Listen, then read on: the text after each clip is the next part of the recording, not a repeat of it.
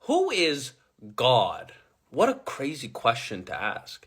Is God the infinite? Is God the everything? What do you mean when you represent the idea of God in your mind? I was when I was doing a hike in Machu Picchu, when I was in Machu Picchu, I had a conversation with an atheist and she said, "I don't believe in God." And I asked her, "Well, then what do you believe in?" She said, "I believe in science." I said to her, "Well, that means you believe in something." Is that your God, the science? She said, "Well, yes, but I don't believe in a man in the sky." I said, "I don't either." Fascinating. Because what people try to do is they try to straw man this idea of God and say God doesn't exist. But I would say that actually God is a necessary existence because it is the everything, the creator of everything. In other words, how do you exist if God doesn't exist? It had to start from somewhere. So what does the Quran say about God? Well, let's read it together and find out. Ayah 255, Surah 2, the Cow. Ready? Okay, let's go. God. There is no God worthy of worship except for him. The ever-living, in other words, the eternal, all-sustaining, the creator of all things, essentially, all-sustaining. Neither drowsiness nor sleep overtakes him. To him belongs whatever is in the heavens and whatever is in the earth. Who could possibly intercede with him without his permission? He fully knows what is ahead of them and what is behind them, but no one can grasp any of his knowledge except for what he wills to reveal. His seat encompasses the heaven and the earth, and the preservation of both does not tire him. Oh, the preservation of both the heaven and the earth does not tire him. For he is the most high, the greatest. Well, how do you even define that? That's a lot to define. That's a lot to unpack. So I'll probably have to do this in a couple of videos. Let's go to 256 because I feel like these two go together. Let there be no compulsion in religion, for the truth stands out clearly from falsehood. So whoever renounces false gods, the false value hierarchies, the tyrants, maybe, and believes in God has certainly grasped the furthest unfailing handhold. And God is all-hearing, all-knowing. That's 255 and 256. I kind of want to go through this. So, 255, God, there's no God worthy of worship except for him. So what is God? The only thing that you should be thinking about, trying to go towards. Maybe then you should be going towards the ideals of what God is, since you can't put him into anything. It's interesting here because it's saying he's the ever-living, so he's the eternal. Existed before you even knew what existence was. But how do you know? How can you even understand that? Because you can't understand the infinite. You have a finite mind. We live in time and space. But if God is the creator of time and space, how could God live in time and space? It doesn't make sense. There's a logical, it doesn't add up. There's a mathematical inconclusion there. Also, neither drowsiness nor sleep overtakes him. So it's the everything. It doesn't fall to the same patterns that we do. The interesting thing is in the beginning of this video, remember I was talking about the man who lives in the sky? Well, lives in the sky would presuppose that you lived in something that was created. Therefore, how could I believe in a man in the sky, a being that lives in the sky, if that being created the sky? How could you live in the sky and create the sky at the same time? Therefore, I don't believe in the man in the sky. I would say that God would be the everything, the creator of the everything, the thing that we can't understand. But still, people argue with me and saying this is not God and this is not God. But I would argue that not understanding God is part of understanding God. Because how can we have a definition? If our mind is finite, how can you understand the infinite? You kind of just have to, part of I guess, the submission to God is just understanding that it's bigger than what you can understand. Fascinating that there's a humility built into there. To him belongs whatever is in the heavens and the earth.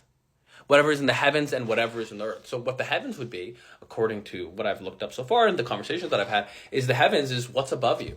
And the earth is what's below you. In other words, to him belongs what he has created. The everything that you can see, the finite. But there's beyond everything, the everything that you can't see. Now, the fascinating thing, I like this one, okay? So, who could possibly intercede with him without his permission? Isn't it interesting how we always pray to humans? We always go, like the Christians will say, this saint on this side will intercede for you. This saint over here will intercede for you. But if God knows your heart, why would a saint intercede for you? Does God need a whisper, or does God need counsel from another human being? I feel like that would lessen the magnificence of the everything, of the creator of the universe. So understanding that there is one God, the source. You can look at it kind of like as a source in which you came from. That's kind of the way I like to describe it. It's like, what is God? The source in which you came from. Like, for example, I know like the Muslims, for example, they say this. I kind of like this idea. Hold on, I'll. So the Muslims say, when they die, indeed we belong to God, and indeed to him we will return. I like this idea because what it means is you come from a source and you belong to that source. You belong to the everything. And when you die, your energy returns back to that source. But again, it's really, really difficult to like make this definition because it's such a weird and crazy concept to get through. It's not an easy concept. To him belongs whatever's in the heavens and the earth. Who could possibly intercede with him without his permission? He fully knows what's ahead of them and what's behind them. Fully knows what's ahead of them and what's behind them. Does this mean then God doesn't live in time? And if God doesn't live in time, but you live in time, then you don't know what's ahead of you, you know what's behind you. This indicates that there's an idea of fate. Fate exists, but you don't know the fate. That's why you still have free will. Like actually, I was having this conversation the other day versus free will versus determinism. You don't know what your free will is, but you could still believe in fate because time only exists in the being that you are. You are a physical being, and you belong to time. You live inside of time. But if the everything created time, how could the everything live inside time? And then therefore, he knows what's ahead of you and what's behind you. That logically adds up. But it's fascinating because it's still difficult to put an understanding of it, even with this. Now, he encompasses the heavens and the earth, and the preservation of both does not tire him. See, when we think of holding something up, encompassing the heaven and earth, or preserving something, it makes us tired. So we are basically learning that the everything exists. It is existence itself, which is God. According to how I'm reading this, is God is existence in itself. It's the source. Now, the reason why people try to make a man out of it, make a man in the sky, or this guy is God or that's God, is because our human mind it's really difficult to understand these concepts. So, in other words, God is the objective reality, or at least the world is the objective reality in which he created. Now, it's fascinating to me that in 256, God says, let there be no compulsion in religion. So if God exists, and this is something that I was talking about last time, if God exists and God created the heavens and the earth, then why would he force you to believe in him? Wouldn't it be then that we're climbing to get close to understanding why we are created? Like this planet is a soul manufacturing place?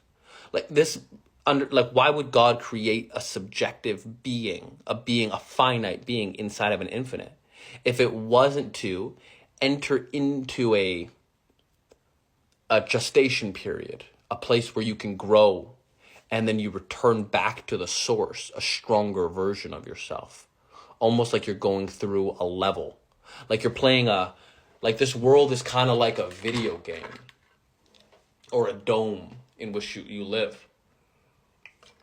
And in that dome, what you're doing is you're developing your own character.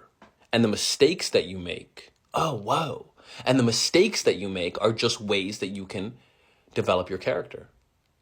Yeah, that makes sense.